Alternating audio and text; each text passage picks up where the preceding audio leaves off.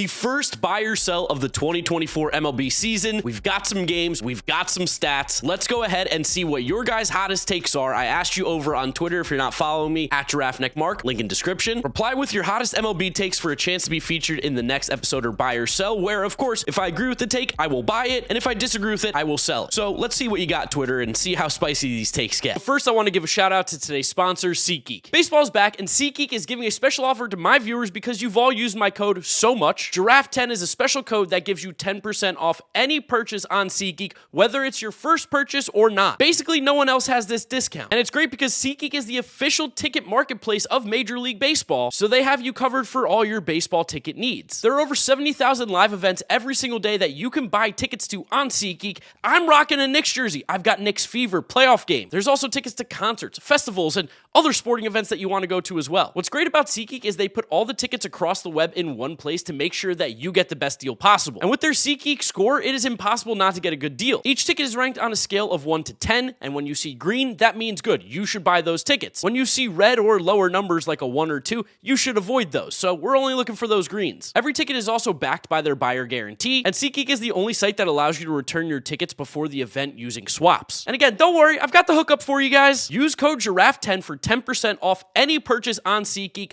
maximum of $25 off. All you have to do is sign in or sign up on SeatGeek right now, use the code GiraffeNeckMarc, and you get 10% off any purchase. Doesn't matter if it's first time or not. Thank you to SeatGeek for sponsoring today's video. This one comes in from Skeens Muse. He says, Paul Skeens will be the best pitcher in the MLB the day he gets called up. Honestly, you're not that far off. Paul Skeens is absolutely disgusting. I'll say this, he's probably a top 20 pitcher the day he gets called up. You still need to see him actually perform at the major league level. A lot of this is hype. A lot of this is probably a little bit of an overreaction because the major league quality hitters are way better than they are in AAA. But what Paul Skeens has been able to do in AAA thus far is absolutely disgusting. Skeens right now is rocking a 57.4% K rate and a walk rate under 10%. In what, 12 innings? He struck out 27 batters. Yeah, Paul Skeens is on another planet. He needs to be called up. I understand why the Pirates are being a little bit slow, but also call him up. He would be a top 20 pitcher in the game right now, and he's disgusting. 103, that slider's wipeout. Even the changeup's getting really good. He's a beast. Paul Skeens is a stud. But I have to sell this take. Forgot what I was doing. I have to sell he's not the best pitcher right now. But seriously, I would not be surprised if by the end of the year he was a top 10 guy. Keeping it on the pitching side, we've got DMac at owned by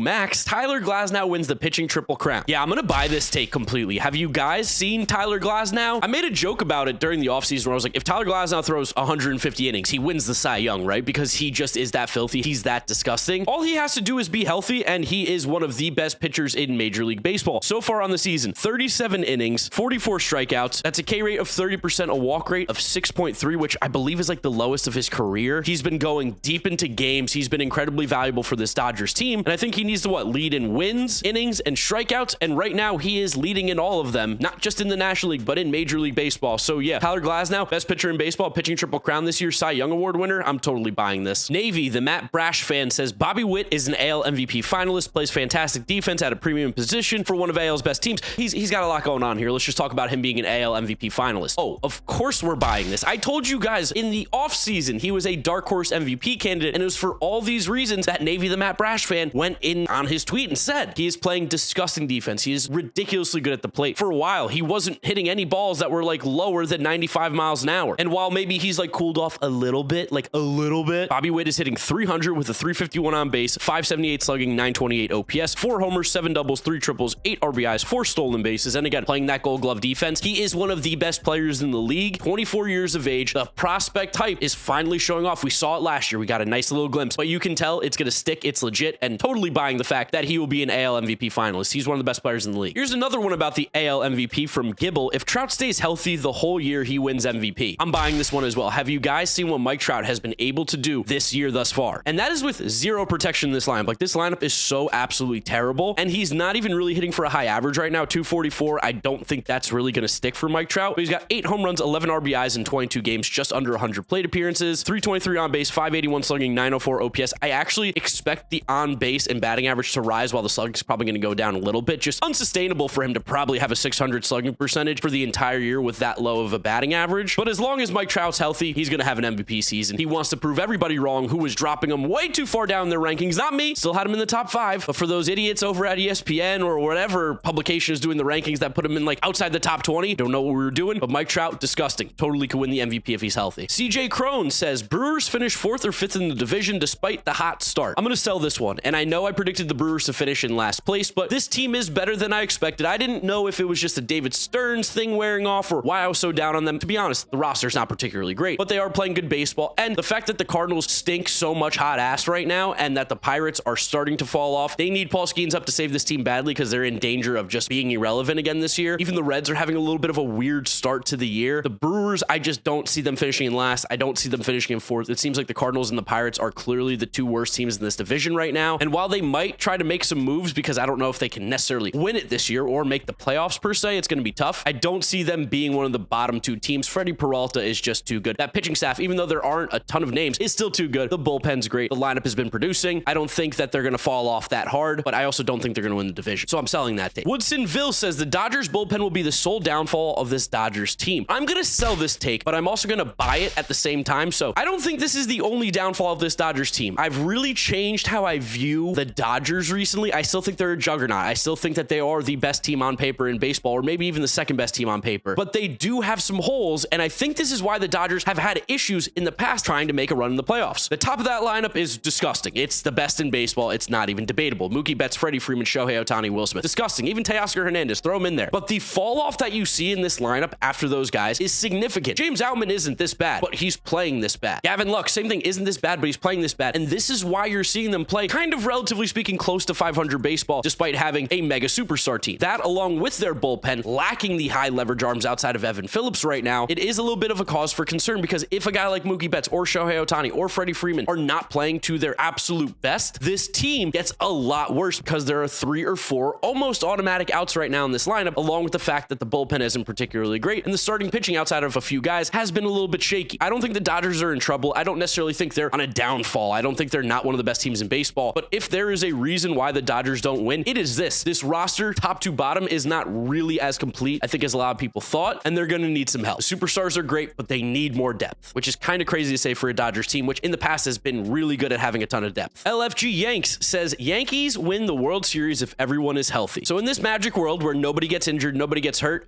yeah, I'm going to be buying this. Boy, oh boy, was I wrong about the Yankees, and I'll be the first to admit it. I didn't think they were going to be this good without Garrett Cole, but the pitching has been solid. The bullpen is always cash money, like so good. But what Juan Soto has been able to do to this team, to their chemistry, to their culture, to the vibe that this team plays with, can't be understated. One, Juan Soto's incredible, playing so well. They're doing this without Aaron Judge even playing well. He's struggling. Anthony Rizzo's been terrible. Gleyber Torres hasn't been very good, and they're still steamrolling teams. What Juan Soto's been able to do has changed how this Yankee team feels, gives them an edge that they've desperately been missing for the last 4, 5, 6 seasons. As long as this team stays healthy, they are going to make a run, and if Garrett Cole comes back, they're even scarier. So yeah, this Yankees team is a legit World Series contender. Misread it completely, didn't realize the impact that Juan Soto was going to have. I knew he was going to be great, but I didn't think he was going to make everybody else around him seem that much better. This team's scary good. I hate to say it, but totally buy this take. Mike Desjardins, I hope I'm saying it right, says Ellie De La Cruz, as long as he remains healthy, will have a 40-80 season. He's thinking 37-82. Well, you look at what Ellie De La Cruz has been doing after a slow start to the season. He has 6 home runs and 10 stolen bases in 21 games. So if we extrapolate that over a 162 game sample, that's about 45 home runs, roughly about 45, 46 home runs he's projected for, and right around 80 stolen bases. Here's the thing, probably won't do it, but also probably will, because Ellie De La Cruz actually might not be from this planet. I don't know if we have birth certificates on this guy. I don't know if we have a proof of him actually being born here, but I'm not convinced he's from planet Earth. This dude is from Mars. He plays out of this world. He's playing really good baseball, and if the Reds are going to do anything, it's going to be on his back. I told you he was another sneaky MVP candidate, and right now, he is up there with some of the favorites in the National League. Again, 20 games in, grain of salt, 22 years old. But all the Ellie De La Cruz haters, where are you at now? Why were you hating this guy? He is disgusting, way better than his brother O'Neal Cruz. What?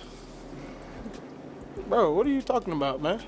That was bait. I just want to see how many people hear that, get mad, go into the comment section, be like, they're not related, they're not brothers. We're baiting you here on buy or sell. But yeah, I'm going to buy this take. 40-80, I think he could do it. He's so good. Here's a hot one coming in from Sean Clyde. The Astros missed the playoffs. And as we all know, the Astros are playing just shockingly horrible baseball right now. Like, this is legitimately crazy to say, but the Astros are 5 games out of the division and 6 games out of the wild card on April 22nd. They're 7-16. They just got absolutely destroyed by the Washington Nationals. And I don't know know how much better they're going to get. Like, offensively, I expect things to turn it around, but like Jose Abreu is a black hole at first base. You cannot play this guy anymore. He has a negative 32 OPS plus. He has 4 hits on the season in 65 plate appearances. Get him out of here. This guy sucks. I can't believe how bad he's been. Alex Bregman's been terrible, but surely he's going to turn around. But then you have Kyle Tucker, Yordan Alvarez, Jose Altuve, Jeremy Pena, Yander Diaz playing out of their minds. The issue is their pitching, and I don't know when it gets better because Christian Javier just hit the IL. He was one of their few good guys. I'm going to be honest, I don't think Ronel Blanco sticks at a 1.33 ERA. I think that gets bumped up. JP France, no offense, not very good right now. Hunter Brown, not very good right now. Spencer Arrighetti, not very good right now. I know Verlander came back. I know they're trying out Forrest Whitley. They're giving guys shots, but this rotation is scary bad right now. There is just not a lot of depth. They need some guys to come back from injury ASAP. Not having Framber Valdez definitely hurts too. Not having Jose Urquidy, but I'm legitimately worried about this Astros team. They look terrible. Offensively, they're still great, but if you cannot pitch, it is going to be tough for them to win games. Shout out Jose Altuve though. Love Jose Altuve. He's so good, and so is Kyle Tucker, and so is Yordan Alvarez. Like, oh, how are they losing games? I mean, we know it's the pitching, but how? So bad. So do I buy this take? That's kind of the whole thing. Buy or sell here. I'm gonna sell. I still believe in the Astros. They look terrible, but I can't buy this take just yet. It's way too early. In April to doubt the Astros would be stupid. This one comes in from Tyler Leviton. The Mets will finish second in the division and be less than 5 games away from first. I love the Mets. They're playing great baseball, but I gotta sell this one. I still think the Mets are the 3rd best team in the National League East. Braves, Phillies, Mets. But I think the Mets are a little bit better than a lot of people expected. I had them as an 84, 85 win team that could make it into the wild card if things go right. And I think right now things are relatively going right, even though Francisco Lindor has kind of been horrible and hasn't really performed, and Jeff McNeil's been a little bit bad. And the pitching on the starting pitching side, we're missing Kodai Senga. There are definitely things that make me think this team can be even better, but I also know that Harrison Bader is not very good, and he's not going to continue to play as well as he has. I know we need some of our other guys to step up. I know the bullpen isn't going to be as lights out as it has been, or that Jose Quintana and Sean Manaea are going to have great ERAs like they do. I know there's going to be some positive and negative regression on both sides, but I think this Mets team still is in 3rd place. Hate to be the annoying Mets fan who's not jumping up to the moon like I normally am, but I've learned from my mistakes in the past. I still think they're going to be a 3rd place team. I think they have a chance at the playoffs for sure. I'm loving the baseball they're playing. I'm loving what Carlos Mendoza is doing with the vibes, but I don't think on April 22nd, I am comfortable in saying that they're going to finish 2nd in the division, 5 games out of 1st. So I'm selling. Okay, this one comes in from Bipolar New York fan, and he says Jack Caglione will play in Major League Baseball this season. Ooh,